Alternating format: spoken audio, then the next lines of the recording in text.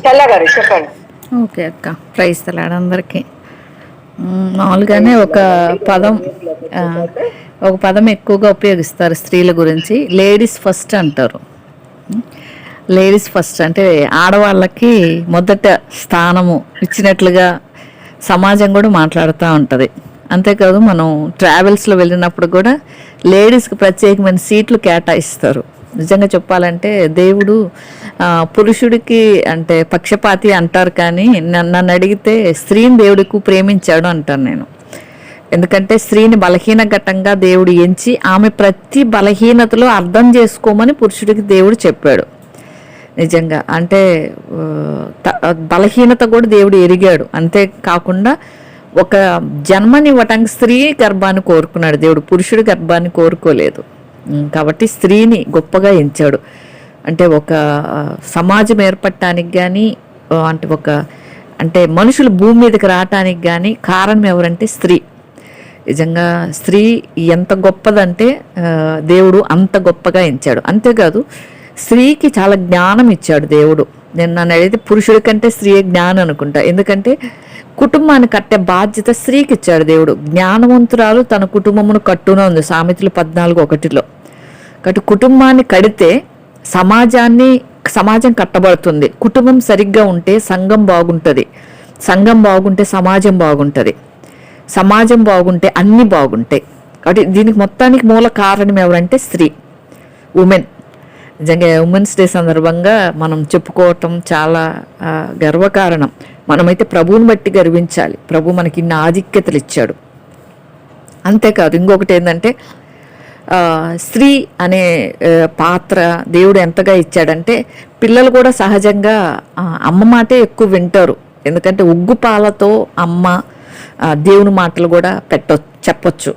నిజంగా స్త్రీకి ఎక్కువగా దేవుడు ఒకవేళ అంటే తిమోతి పత్రికలో ఉంటుంది, స్త్రీ ఇంట ఉండి పని చేసుకోవచ్చు. అంటే మనం జాబ్ చేయకున్నా పర్వాలేదు, చేయగలిగితే చెయ్యొచ్చు. ఆప్షన్ ఇచ్చాడు దేవుడు. మనం చెయ్యాలి అనుకుంటే చెయ్యొచ్చు, చేయకూడదు అనుకుంటే చేయకుండా కూడా ఉండొచ్చు అనమాట. ఆప్షన్ పురుషులకు లేదు. ఖచ్చితంగా వాళ్ళు కష్టపడాలి. మనం ఏంటంటే పిల్లల్ని కనాలి, పిల్లల్ని చక్కగా పెంచుకోవాలి, కుటుంబాన్ని చక్కగా చూసుకోవాలి, సమాజానికి సంఘానికి ఉపయోగపడేలాగా మన పిల్లల్ని తీర్చిదిద్దే యొక్క భాగ్యం దేవుడు మనకిచ్చాడు. నిజంగా అమ్మ అనే పిలుపులోనే ముందు కమ్మదనం అని పాటలు కూడా రాస్తూ ఉంటారు.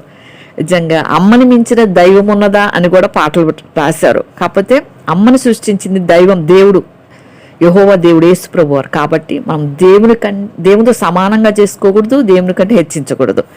కాబట్టి అమ్మకి మరణం ఉంది, దేవునికి మరణం లేదు. అందుకే దేవుడికే మొదటి స్థానం ఇవ్వాలి అందరూ కూడా. కాబట్టి దేవుడు మనల్ని అంతగా పుట్టించుకున్నాడు. నిజంగా జ్యోతక్క చెప్పిన పాయింట్లో ఒకటి, ఆదాము నిజంగా ప్రక్కటెముకలో నుంచి హవ్వను తీశాడు. ఎందుకంటే పురుషుడికి సమానంగా ఈక్వల్గా ఉండాలని సైడ్గా తీశాడు. కాల్లోంచి తీయలేదు, తల్లోంచి తీయలేదు, పక్కన. అంటే స్త్రీకి సమాన అత్వం ఇచ్చాడు పురుషుడితో. కాకపోతే ఒక కుటుంబానికి ఒక క్రమం ఉండాలి. కాబట్టి పురుషుని శిరస్సుగా స్త్రీని ప్రేమించబడేలాగా ఉంచాడు దేవుడు. నిజంగా చెప్పాలంటే స్త్రీ అందమంతా దేవుడు స్త్రీకే ఇచ్చాడు అనుకుంటా. ఎందుకంటే అందానికి ప్రతిరూపంగా దేవుడు స్త్రీనే ఉంచాడు. సమాజం కూడా స్త్రీని అందంతో పోలుస్తారు. పురుషులు ఎంత అందంగా ఉన్నా వాళ్ళని ఎవరు ప్రత్యేకించరు. అంటే స్త్రీ అందం అంటే స్త్రీ అన్నట్టుగా ఉంటారు. నిజంగా అది దేవుడిచ్చిన ప్రత్యేకత స్త్రీకి. ఈ విధంగా ఎన్నో ఉన్నాయి. కాకపోతే వీటన్నిటికి మూలం ఏంటంటే సామెతల గ్రంథం 31లో మనం చూస్తే 10వ వచనంలో గుణవతి అయిన భార్య దొరుకుట అరుదు. అంటే ఇది ముత్యము కంటే అమూల్యమైనది. నిజంగా ముత్యమే అసలు ఎంత శ్రేష్టంగా పోలుస్తామంటే అసలు ముత్యాన్ని ఎవరితో పోల్చరు. కానీ దేవుడు గుణవతి అయిన స్త్రీకి ముత్యము కంటే కూడా ఎక్కువగా ఎంచాడు. ముత్యం తయారవ్వాలంటే, సముద్రంలో ముత్యం తయారవ్వాలంటే ఆ యొక్క పురుగు ముత్యాన్ని తయారయ్యి ఆ పురుగు చచ్చిపోతేనే ముత్యం తయారవుతుంది. ఆ పురుగు చనిపోయి తన ప్రాణం పెట్టి ముత్యాన్ని తయారు చేస్తుంది. దానికంటే విలువగా ఎంచాడు దేవుడు స్త్రీని. నిజంగా అది మనం గుణవతిగా ఉంటే, మంచి గుణం మనకుంటే మన ముత్యం కంటే శ్రేష్టం అని చెప్తాడు దేవుడు. నిజంగా ఇంకొక వచనంలో చూస్తే సామెతలు 30 బిబ్లికల్గా మనం చూస్తే 30:17 ఉంటుంది. తండ్రిని అపహసించి తల్లి మాట విననొల్లని వారికి, అంటే తల్లి మాట ఖచ్చితంగా వినాలి అని. తండ్రినేమో అపహసించొద్దు అన్నాడు, తల్లి మాత్రం మాట వినాలి కదా. అమ్మ మాట కమ్మని మాట అని కూడా ఉంటుంది. చాలా వంటల్లో కూడా అమ్మ వంటిల్లు, నిజంగా అమ్మ చేతి ముద్దలు, ఇవన్నీ కూడా మనకు సహజంగా వినే మాటలు. అమ్మ గోరుముద్దలు, మనం గోరుముద్దలు చేసి పిల్లలకి పెడతా ఉంటాం. నేను ఇప్పటికీ పిల్లలకి నోట్లో అన్నం పెడుతుంటా చెప్పాలంటే. అంటే అమ్మ బతికేది ఒక మాటలు, అంటే అమ్మ పిల్లల కోసమే బతుకుద్ది అనే మాట కూడా ఉంటుంది. నిజంగా పిల్లల తర్వాత ఏదైనా, నేను ఎప్పుడు అంటా దేవుని తర్వాత నాకు పిల్లలు. విషయం వాళ్ళ తండ్రికి కూడా తెలుసు, అంటారు గుడ్ మదర్ అని నాకు ఒక పేరు పెట్టాడు మహిమాల ఫాదర్. కాబట్టి ఆ విధంగా అంటే మనం ఆ తల్లి పాత్ర అనేది మనం చక్కగా పోషిస్తే పరలోకపు తండ్రి కూడా సంతోషిస్తాడు. ఇంకోటి ఏది ఒక నిర్ణయం తీసుకున్న తల్లి తన దేవుని కొరకు, తర్వాత తన పిల్లల కొరకు ఏ చక్కటి నిర్ణయం తీసుకున్నా ఎటు పోవాలన్నా పిల్లల నుంచి ఆలోచిస్తుంది, పిల్లల నుంచి తీసుకుంటుంది. కాబట్టి అది పిల్లలకి మేలుగా ఉంటేనే ఆ నిర్ణయం తీసుకోవటానికి సిద్ధపడుతుంది, లేకపోతే త్యాగం చేయటానికైనా వెనుకాడదు స్త్రీ. కాబట్టి ఇన్ని మంచి గుణలక్షణాలనే. ఇంకా స్త్రీలో గుణలక్షణాలు మనం చూడాలంటే బైబిల్ పరంగా బిబ్లికల్గా చూడాలంటే సామెతలు 31 చదివితే కూడా చాలా బాగుంటుంది. ఎక్కువసేపు నేను తీసుకోకూడదు, అందరు చెప్పాలి కాబట్టి. బత్షెబ కుమారునికి కోసము ఒక అధ్యాయాన్ని రాసింది. బత్షెబ ఎంత దేవోక్తులు రాసిందంటే, తల్లి ఉపదేశించిన దేవోక్తి లెమూయేలు మాటలు. అతని తల్లి లెమూయేలు అంటే సొలొమోనుకి మరొక పేరు లెమూయేలు. అతని తల్లి అతనికి ఉపదేశించిన దేవోక్తి సామెతలు 31. అందరూ అంటారు సామెతలు 31వ అధ్యాయంలో 31 వచనాలు ఉన్నాయి. అంటే నెలకు 31 రోజులు వస్తాయి కదా, అంటే 30, 31 అట్లా మారుతా వస్తాయి కదా. అట్లా వస్తున్నప్పుడు రోజుకి, అంటే మన బర్త్డేస్లో మన బర్త్డే డేట్, ఆ డేట్లో మనకు ఆ వాక్యము మనకు సూట్ అవుతుంది మన జీవితానికి అని అంటుంటారు. ఒక ఆంటీ మాకు అట్లా చెప్పారనమాట. నేను అలానే చూసుకుంటాను. నాది 6 నా డేటు.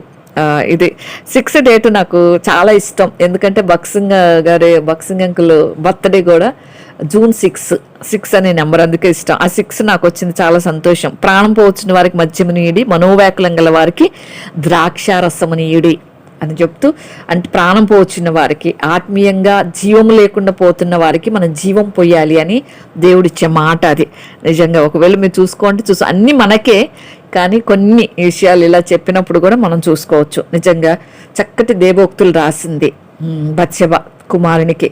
నిజంగా తండ్రి ఒక మాట చెప్పినా ఫైనల్ కన్ఫర్మేషన్ కోసం తల్లి దగ్గరికే వెళ్తారు పిల్లలు సహజంగా.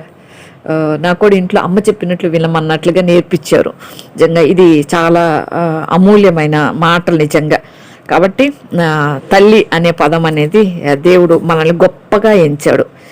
తర్వాత ఈ మాటలన్నీ మనం 31వ అధ్యాయము సామెతలు చదివితే కూడా చక్కగా మనము జ్ఞానం, స్త్రీకి ఎంత జ్ఞానంగా ఉంటుందో, జ్ఞానం కలిగి నోరు తెరవాలని, ఇంకన్నీ ఆమె కుమారులు లేచి ఆమె ధన్యురాలు అంటారని, మన పిల్లల చేత మనం పొగడబెడతామని, ఈ విధంగా ఎన్నో విషయాలు అక్కడ రాసున్నాయి.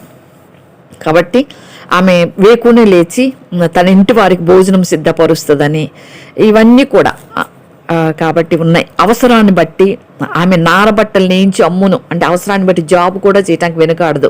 ఇంటి పనులు, వంట పనులు, బయట పనులు అన్నీ చేయగల సమర్థత దేవుడు స్త్రీకి ఇచ్చాడు. నిజంగా స్త్రీలో దేవుడు ఎన్నో గుణలక్షణాలు, మంచి గుణాలు పోసినాడు దేవుడు.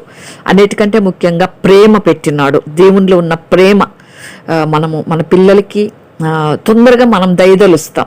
పురుషుడి కంటే ఎక్కువగా మనకు దయాగుణం, స్త్రీకి దయగల గుణం ఉంటుంది, జాలిగల గుణం. తొందరగా మనం జాలి పడతాం, తొందరగా ఏడుస్తాం, తొందరగా బాధపడతాం ఇతరుల గురించి.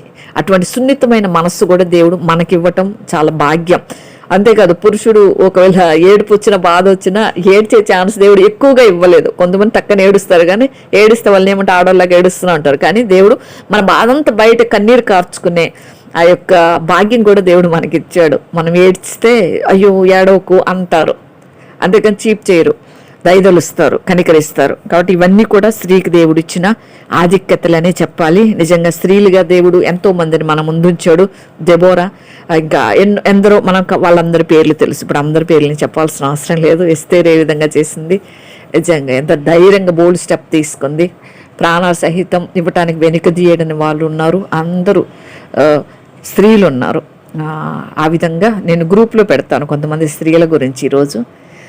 ఏ విధంగా స్త్రీని దేవుడు అంతగా ప్రేమించాడు కాబట్టి మనం దానికి దేవునికి స్తుతులు చెల్లిస్తూ, దేవుడు మనకిచ్చిన దేవుని యొక్క ప్రేమ, దేవుడు మనకి ఏదైతే అనుగ్రహించాడో వాటిని చక్కగా మనం నిర్వహించుకుంటూ మనం ఒక మంచి మాదిరికరమైన గుణవతి అయిన స్త్రీగా ఉండి, ముత్యము కంటే అమూల్యమైన స్త్రీగా మనం ఉండునట్లుగా పరిశుద్ధాత్మ దేవుడు మనకు సహాయం చేయను కాక.